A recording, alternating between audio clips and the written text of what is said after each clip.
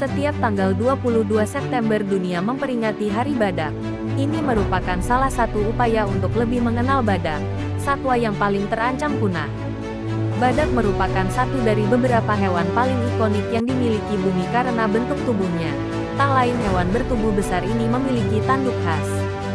Sayangnya, ketenaran badak justru membuat perburuan badak gencar dilakukan di seluruh dunia. Hal ini membuat populasi badak berkurang drastis. Selain perburuan, rusaknya habitat badak juga membuat spesies dengan nama ilmiah Rhinocerotidae makin terancam punah. Badak membutuhkan perlindungan manusia agar terhindar dari kepunahan. Badak telah tinggal di bumi selama kurang lebih 50 juta tahun. Saat itu, spesies badak tersebar di seluruh penjuru dunia, mulai dari Afrika dan Asia, juga Eropa, hingga Amerika Utara.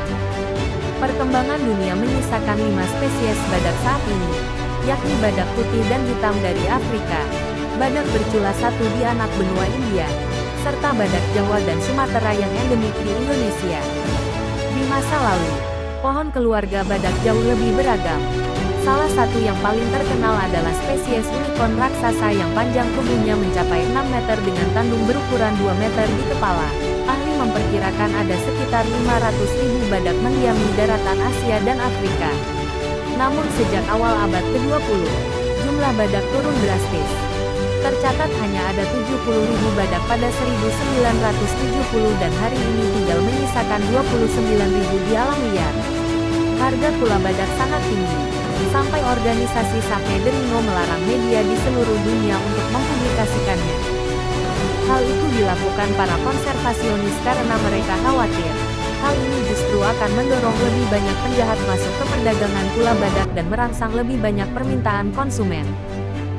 Terlepas dari berapa harga kula badak, perlu dicatat bahwa tanduk badak mengandung keratin, senyawa yang juga ada pada kuku kuda, paruh kakatua, dan juga di rambut dan kuku kita. Harga kula badak tinggi karena digunakan untuk pengobatan tradisional China, meski belum ada bukti ilmiah yang menyebutkan kula badak memiliki nilai obat. Tidak ada banyak bukti ilmiah yang mendukung klaim tanduk badak dapat menyembuhkan penyakit. Pada 1990, ilmuwan dari Chinese University di Hong Kong menemukan ekstrak tanduk badak dalam dosis besar dapat menurunkan demam tikus. Namun, jumlah konsentrasi tanduk badak yang diberikan ahli pengobatan tradisional China jauh lebih besar, menurut PBS. Jika pemburu terus membunuh ratusan badak setiap tahun, badak liar dapat menghilang selama beberapa dekade.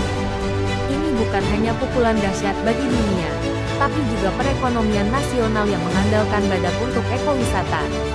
Badak sama seperti fauna besar lain. Mereka jauh bernilai ketika hidup dibanding mati. Satwa besar dapat menyumbangkan manfaat ekologis dan meningkatkan pariwisata. Afrika Selatan adalah rumah bagi 80% populasi badak yang tersisa dari benua itu.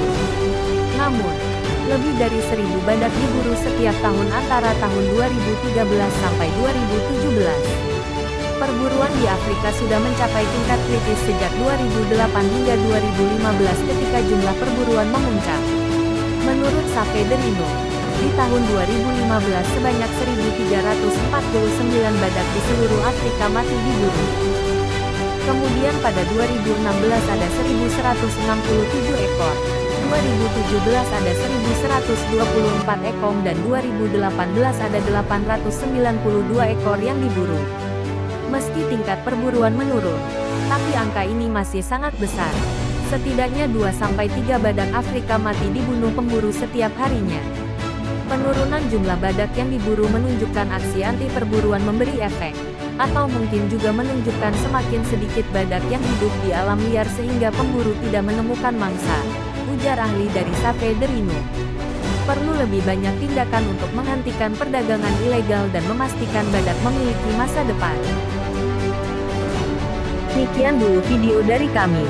Semoga video ini bisa menambah wawasan kita. Jangan lupa like, komen, dan subscribe.